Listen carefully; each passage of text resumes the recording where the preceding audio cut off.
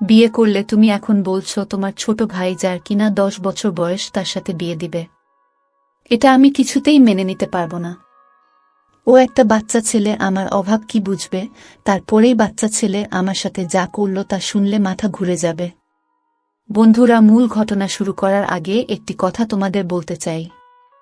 তোমরা ঘটনাটি প্রথম থেকে শেষ পর্যন্ত শুনলে বুঝতে পারবে ঘটনার মূল বিষয়টা। তাহলে মূল ঘটনাটি বলি। তখন আমার বয়স ছিল 26। সেবার বসন্ত তখনও আসেনি। যে চাকরিটা তখন করতাম সেটা মাত্র 2 বছর আগেই পেয়েছি। আমি ঘরে বড় ছেলে, বড় বোনটার বিয়ে হয়েছিল। ভাইটা ইন্টারে পড়তো। আমার আরও একটা ছোট ভাই আছে, তার নাম সুমন। সে ক্লাস 8-এ পড়ে। চাকরির প্রথম বেতনের টাকাটা দিয়ে পরিবারের সবাইকে কিছু না কিছু কিনে দিয়েছিলাম। মায়ের জন্য শাড়ি, বাবার জন্য পাঞ্জাবি, ছোট ভাইটার জন্য শার্ট আর প্যান্ট। ঘরের জন্য একটা ফোনও কিনেছিলাম। তবে আমার জন্য আমি কিছু কিনিনি। আমার একটা অসুখ ছিল, কেউ জানত না, আমিও জেনেছি কিছুদিন আগে। ছোটকাল থেকে আমার মাথা মাঝে মাঝে প্রচণ্ড রকমের ব্যথা করছে। মাইগ্রেনের ওষুধ খেয়ে ব্যথা থাকে কোনো রকমে জমিয়ে রাখতাম। একদিন সবার সাথে ক্লাস করছিলাম। সেদিনও সকাল থেকে মাথা ব্যথা করছিল। চোখে আগে থেকে দেখতাম কম, মাথাটা ভো ভো করছিল। ব্যথাসহ যে লিমিট ক্রস করে আমি ক্লাসে অজ্ঞান হয়ে পড়ি। বন্ধুরা আমাকে ডাক্তারের কাছে নিল। হুঁশ ফিরল। ডাক্তার আমাকে কয়েকটা পরীক্ষা করাতে বললেন। করালাম, সেখানে ধরা পড়ল আমার মাথায় টিউমার জন্মেছে। অসুখের খবর আমি কাউকে জানাইনি। বুঝলাম আমি আর বেশি দিন বাঁচব না। সর্বোচ্চ হলে কয়েক বছর, হয়তো চিকিৎসা সম্ভব না। তারপর থেকে পড়ালেখা ছেড়ে দিই। পরিবারের জন্য কিছু করার সিদ্ধান্ত নিলাম। ভাইটার নামে একটা অ্যাকাউন্ট খুলে সেখানে টাকা জমাতাম, কারণ আমার পরে পরিবারের দায়িত্বটা ভাইটাকে নিতে হবে। চাকরি করছি, 2 বছর হয়ে গেল। মাথা ব্যথা, অনেকগুলো ওষুধ পকেটে পকেটে নিয়ে ঘুরি। চোখের গ্লাসটা অনেক পাওয়ারের এখন। কাউকে কিছু বলতাম না, বলেই বা লাভ কি? ডায়েরিতে কিছু লিখতাম না। রাত্রে উঠে নামাজ পড়ে পড়ে কাঁদতাম, মৃত্যুর প্রহর গুনতাম। এরই মাঝে একদিন বললেন, হাসিব অনেক তো হয়েছে, এবার বিয়ে করে ফেলো। এক নাতি নাতনির মুখ দেখাবো না। আমার মায়ের কথাটা আজও আমার কানে বাজে। আমি মাকে না বললাম। বললাম আরও পরে করব মা। কিন্তু মা নাছোড়বান্দা। বললেন, আমার তোর কোনো কথাই শুনব না। আমি মেয়ে দেখছি। মায়ের কথার উপরে কখনো কোনোদিন কথা বলিনি। মা আমাকে খুব ভালোবাসেন। মাকে বললাম, দেখো মা, তোমার এই রোগ আসুক না। ছেলের সাথে তার মেয়েকে বিয়ে দেবে, তার চেয়ে বরং আগে কিছুটা স্বাস্থ্য হোক, তারপর না হয় বিয়েটা করব। কিন্তু মা অন্য। আমাকে বলে কি জানেন? বলে, আরে বাপ স্বাস্থ্য দেখবে, বিয়ের পরে হয়ে যাবে। আমি তোর আর কোনো কথা শুনব না। আমি মেয়ে দেখার ব্যবস্থা করছি। মা একটা মেয়েকে তার ছেলের বউ হিসেবে পছন্দ করেছেন। মেয়েটা অনেক ভালো, সুন্দর ও কম না। আমি মেয়েটাকে 2 বার মাত্র দেখেছিলাম। যে তাকিয়ে থাকার মতো রূপ ছিল, তার গালের পাশে তার একটা ছোট্ট তিল ছিল। ওই সময়টায় আমি খুব হতাশ হয়ে পড়ি।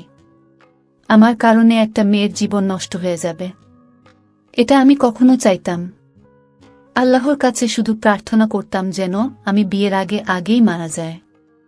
আমি জানি এ ধরনের দোয়া করা নিষেধ, কিন্তু স্রষ্টার কাছে আর কি বা চাওয়ার আছে?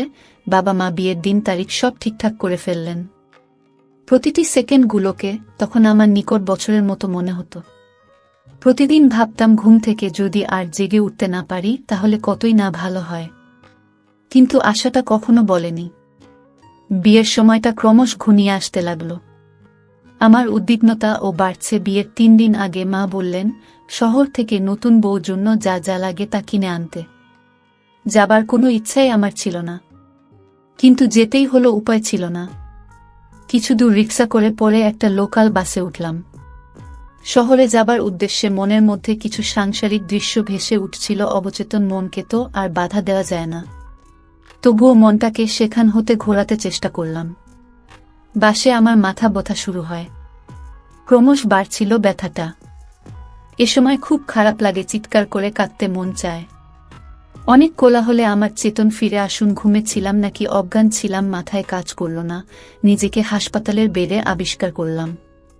প্রথমে কিছুই বুঝিনি, পরে বুঝতে পারলাম যে বাসে করে যাচ্ছিলাম, বাসে একটা দুর্ঘটনা ঘটে। কি কয়েকজন মারাও গেছে, অনেকে মারাত্মক আহত হয়েছে। আমি মাথায় আর কাঁধে প্রচণ্ড আঘাত পেয়েছিলাম, ব্যান্ডেজ লাগানো ছিল। এত মানুষের সাথে আমিও মারা গেলে অন্তত কিছুটা শান্তি পেতাম, কিন্তু বিধি আমার মরার দরকার ছিল, ওদের না। অথচ আমি মরিনি। খোদার ওপর রাগ হচ্ছিল। তখন খুব হঠাৎ মাথায় একটা বুদ্ধি আসলো। ভাবলাম আমি হারিয়ে যাব, আর সবাই ভেবে নেবে আমিও মারা গেছি। পকেটে যেটা টাকা ছিল তা নিয়ে বেরিয়ে পড়ি অজানার উদ্দেশ্যে। লক্ষ্য, আর বাড়িতে ফিরব না, মৃত হয়ে যাব। আজ 11 বছর আমি নিজের নাম চেঞ্জ করেছি, নিজেকে চেঞ্জ করে ফেলেছি। কেউ এখন আমাকে চেনে না, এমনকি মা ও না। গ্রামে গিয়েছিলাম কিছুদিন আগে, সত্যিই কেউ চিনেনি। বাবা মারা গেছেন না, এখনো জীবিত আছেন, একেবারে বৃদ্ধ হয়ে গেছেন।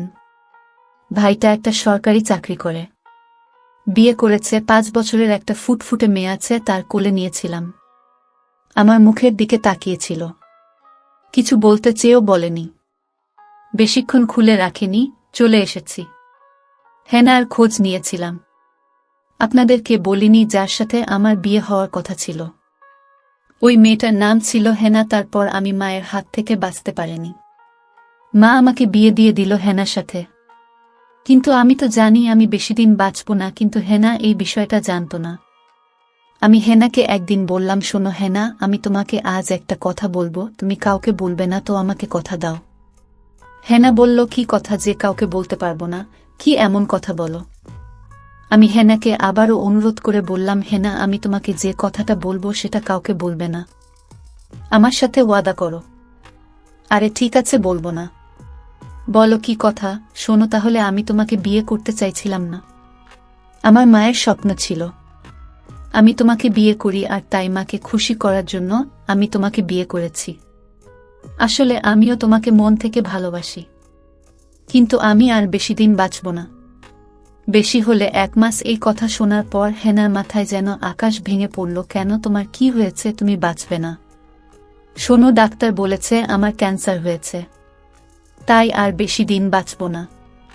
আমার হেনা এই কথাটা কোনোভাবেই মেনে নিতে পারছিল না। হেনা বলল, তুমি মরে গেলে আমি কি নিয়ে বাঁচব? হেনা কাঁদতে কাঁদতে বলল, হে আল্লাহ, তুমি আমায় কোনো পরিস্থিতির শিকার ফেললাম। তখন আমি হেনাকে বললাম, হেনা, আমার তোমার প্রতি একটা আবদার আছে, রাখবে? যদি রাখো তাহলে বলতে পারি। হেনা, তুমি আমায় ক্ষমা করে দিও, আর আমি মরার আগে তোমাকেই বাড়িতে রেখে যাওয়ার ব্যবস্থা করে যাব। হেনা বলল, মানে? তখন আমি বললাম, আমার আদরের একটা ছোট ভাই আছে, তার বয়স 10 বছর। আমি মরে গেলে তুমি তাকে স্বামী হিসেবে মেনে নিয়ে আমার মায়ের সংসারে থেকো। তোমার কাছে আমার এটাই চাওয়া। তখন হেনা আমাকে ধমক দিয়ে বলল, কি একটা বাচ্চা ছেলের সাথে আমার আবার বিয়ে দিবে? এটা আমি কোনোদিন মেনে নিতে পারবো না। সে আমার অভাব কি বুঝবে? সে তো আমার সন্তানের মতো। তখন আমি বললাম, শোনো হেনা, আমার ছোট ভাইটা খুব ভালো, ওকে বিয়ে করলে তুমি অনেক ভালো থাকবে, তোমার সুখ দুঃখ ভাগ করে নেবে। হেনা, আমি তোমার কাছে ভিক্ষা চাই, তুমি আমার এই কথাটা রাখো, এতে আমার মনেও আত্মা শান্তি পাবে। তখন হেনা রাজি হল। তারপর আমি একদিন হেনা আর আমার ছোট ভাই তাকে রাজি করিয়ে আমি তাদেরকে কাজী অফিসে গিয়ে বিয়ে দিয়ে দেয়। বিয়ে দেওয়ার 6 দিন পর আমার মৃত্যু হয়। তারপর বাড়িতে কান্নার আওয়াজ। তখন আমার ছোট ভাই আমার মাকে বলল, মা, তুমি জানো ভাই আমার আগে ভাবিকে আমার হাতে তুলে দিয়ে গেছে, বলেছে আমি যেন ভাবির সব খোঁজ রাখি, কোনোদিন তাকে যেন কষ্ট না দেয়। তারপর কিছুদিন এভাবে কেটে গেল। আমি ভাবিকে বললাম, ভাবি, আর মন খারাপ করে থেকো না, এখন ঘরে চলো। তারপর একদিন রাতে ভাবি আর আমি এক ঘরে শুতে গেলাম। তখন ভাবির কানে বললাম, ভাবি, আমি নিচে শুয়ে পড়ি, তুমি কাছে এসো। তখন ভাবি বলল, কি যাতা বলো, আমি তো তোমার এখন, তুমি নিচে থাকবে কেন? তখন সে উত্তর দিল, ভাবি, তুমি আমার মায়ের সমতুল্য, আমি কি তোমায় বিয়ে করতে পারি? সেদিন কাজী অফিসে ভাইয়াকে সান্ত্বনা দেওয়ার জন্য আমি অফিসে গিয়েছিলাম। কিন্তু আমি ছোট হলে কি হবে, আমার মাথায় তখন একটা বুদ্ধি আসে। আমি আগের কাজীকে বলে রেখেছিলাম, দেখুন কাজী সাহেব, আমার ভাইকে মিথ্যা সান্ত্বনা দেওয়ার জন্য এই বিয়েটা করা। আপনি নকল বিয়ে করিয়ে দেবেন, নইলে আমার স্কুলের বন্ধুদের নিয়ে আপনাকে কিছু একটা করে বসবো। কাজে আমার কথায় ভয় পেয়ে গেল, আর আমার বিয়েটা নকল করিয়ে দিল। তখন ভাবি বলল, এখন তাহলে আমার কি উপায় হবে? আমি বললাম, তুমি বাড়িতে আমার বসে থাকো, আর 2 বছর পর আমি তোমাকে বিয়ে করে নেব। কারণ এখন বিয়ে করলে আমি তোমাকে কি খাওয়াবো? আমি আর 2 বছর লেখাপড়া করলে এসসি পাশ করব, তখন একটা চাকরি নিয়ে তোমাকে বিয়ে করে নেব। ভাবি আমার কথায় রাজি হয়ে গেল আর বলল, আমার হবু বরের দেখি ভালো বুদ্ধি আছে। বন্ধুরা, আজকের গল্পটি কেমন লাগলো তা কমেন্ট করে জানাতে ভুলবেন না। ধন্যবাদ সবাইকে, ভালো থাকবেন।